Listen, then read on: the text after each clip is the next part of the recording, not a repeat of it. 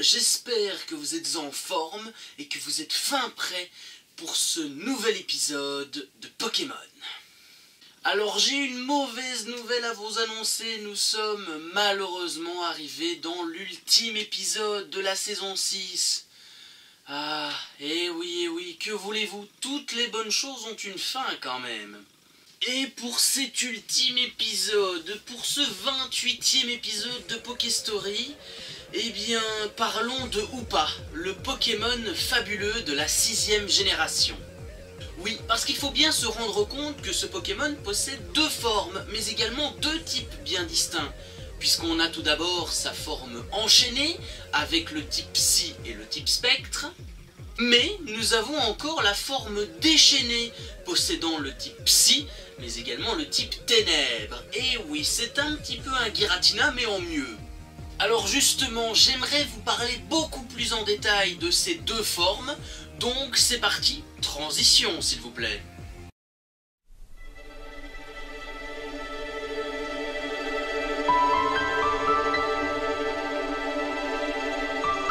Oui, il faut dire qu'avec cette première forme, notre petit Hoopa ressemble à un petit jean. Oui, pas un jean le pantalon, mais un jean un petit peu comme un génie, possédant des cornes noires et un beau petit corps rose pourpre. Oui, d'ailleurs, petite info, voilà, comme ça fait un petit peu votre culture générale.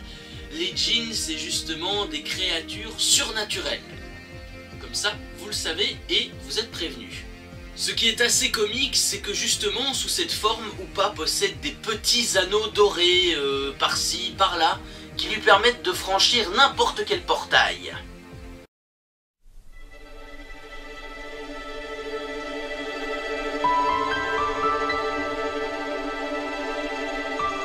Continuons sur notre lancée, voulez-vous? Alors après avoir parlé de sa forme enchaînée, parlons maintenant de sa forme déchaînée, un petit peu plus badass au niveau du design. Alors en parlant de cette forme, elle aurait tout simplement fuité dans le magazine bien connu au Japon, le CoroCoro Comics, je crois que c'est ça, qui lui était sorti le 15 avril 2015. Donc même avant que sa forme ne soit parue, eh ben on avait déjà les petites infos. Merci les journalistes, à quoi ça sert de faire votre boulot?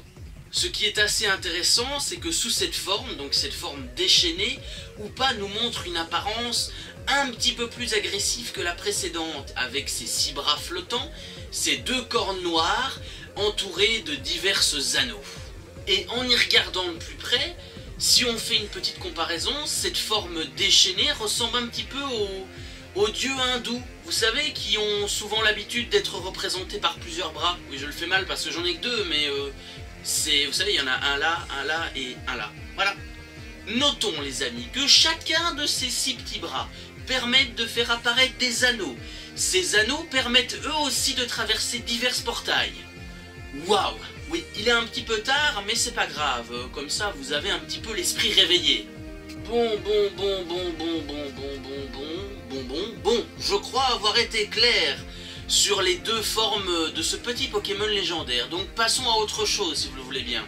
Pour vous faire un petit peu pour vous remettre un petit esprit léger, un petit esprit sain, j'ai une petite anecdote pour vous, c'est qu'il faut savoir que Hoopa est le seul Pokémon de Kalos ayant une description différente dans les jeux Ruby Omega et Saphir Alpha. Bon voilà, c'était une petite anecdote au passage. Et ce qui est intéressant dans ce cas présent, c'est que dans les jeux X et Y, c'est l'inverse. Bravo! Forcément, qui dit Pokéstory dit évidemment histoire. Et qui dit histoire dit origine. Et origine est liée à étymologie. Donc oui, on va parler de l'étymologie du nom de Hoopa. Pour en revenir à l'origine de son nom, on a donc Hula et Hoop. Donc en gros, Hoopa provient de Hula Hoop, qui en anglais veut dire cerceau. Et ouais ma gueule, je suis bilingue. Je pense que si vous avez eu des cours de gym un petit peu comme moi en primaire, le hula hoop est une pratique dérivée du cerceau. Oui, vous savez là, on forçait toujours à un moment donné à faire un petit tour de cerceau comme ça, et toi t'arrivais pas à le faire, donc le cerceau il tombait, et tes copains ils te regardaient, et toi t'avais l'air con. Et ouais, on a tous connu ça, moi j'ai connu ça. Moi j'ai déjà essayé de faire du hula hoop, j'y arrive pas.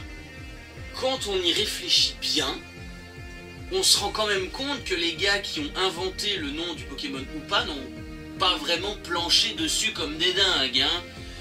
Vous n'allez pas me dire qu'il faut 20 ans pour trouver le nom Oula et Hoop et dire oh Hoopa Gangnam Style. À vous de rigoler. Alors bien sûr, comment ne pas parler de son apparition dans les films, puisque Hoopa était justement le héros, la vedette du 18e film Pokémon, le choc des légendes, où il était avec toute sa clique de Pokémon légendaires. Donc en gros, Hoopa et tous les autres légendaires de chacun des univers, chacun des portails qu'ils ont traversés, ben, ils niquaient dans le game, quoi. Le 18e film Pokémon, je suis désolé, c'est un film de stars, que voulez-vous, toutes les stars sont présentes, hein. Arceus, Giratina, Dialga, Palkia, Hoopa, Zoroark, bref, ben la clique quoi, le harem. Pour info, j'aimerais revenir à ce que je viens de dire avant, hein. Je sais que les fans de manga qui regardent savent ce que c'est un harem, mais quand je disais par rapport au Pokémon, c'est pas dans un esprit malsain, c'est plutôt dans un esprit de fraternité, d'amitié, parce que c'était pour moi une bande. Hoopa était le chef de la bande. Ou pas? Bon, écoutez, je m'en fiche, pensez ce que vous voulez, je m'en bats les couilles, frère. Voilà les amis, je pense avoir été clair, avoir été précis, à la fois sur ce Pokémon mignon, ce Pokémon attendrissant, mais aussi mystérieux à la fois. J'espère que ça vous a plu. Bien évidemment, je sais ce que vous pensez devant votre ordinateur, et oui, la saison 6 s'achève aujourd'hui, ce soir, maintenant. Pokéstory saison 6 c'est terminé, mais, attends, j'ai une bonne nouvelle, parce qu'il va y avoir une 7e saison, et elle arrivera au mois de septembre. D'ailleurs, sur la Minute d'Alex, le teaser est déjà disponible, donc si tu veux aller le voir, petite fiche si tu veux bien. Oui, parce qu'après mûre réflexion, je me suis dit qu'une 7e saison, ça ne pouvait pas faire de mal. Je ne sais pas si ça sera vraiment la dernière des dernières, parce que tout dépendra s'il y a une 8e génération de Pokémon qui sort, s'il y a des remakes, peut-être que je referai un Pokéstory saison 8, ou alors peut-être pas, on verra. Donc pour l'instant c'est le flou total, mais je peux vous assurer que la saison 7 sera bel et bien présente. Comptez mi-septembre, début octobre, hein, parce que entre temps il y aura la rentrée, j'espère avoir réussi mes examens, donc voilà, faudra voir si tout se passe bien. Et petite anecdote personnelle, si vous avez regardé cette vidéo en étant bourré, c'est une très mauvaise idée et je pense que vous devez vous sentir mal à l'heure actuelle, hein. Ça bouge un petit peu, hein. Vous vacillez. Eh, t'as vu la danse de pro? Bon, faut que j'arrête maintenant, hein. Wow. Oh, il faut que cette vidéo se termine. C'est pas possible, je deviens vraiment n'importe quoi, je fais n'importe quoi devant cette caméra. Bon allez, donc voilà, n'oubliez pas, fin de cette saison, saison 7 arrive au mois de septembre. Donc vous pouvez comme d'habitude vous abonner à LMA, à la Minute en Vrac, laisser un petit pouce bleu, bon si vous avez envie, cochez cette petite cloche, hein, pour être au courant de mes vidéos. Et on se retrouve très vite pour d'autres épisodes sur Pokémon, puisqu'il y en aura un dans quelques mois je crois. Donc on fera un petit peu le bilan. Bref, à bientôt, bonne fin de semaine, bon week-end, reposez-vous bien. Et à la prochaine pour de nouvelles aventures sur YouTube. Bisous!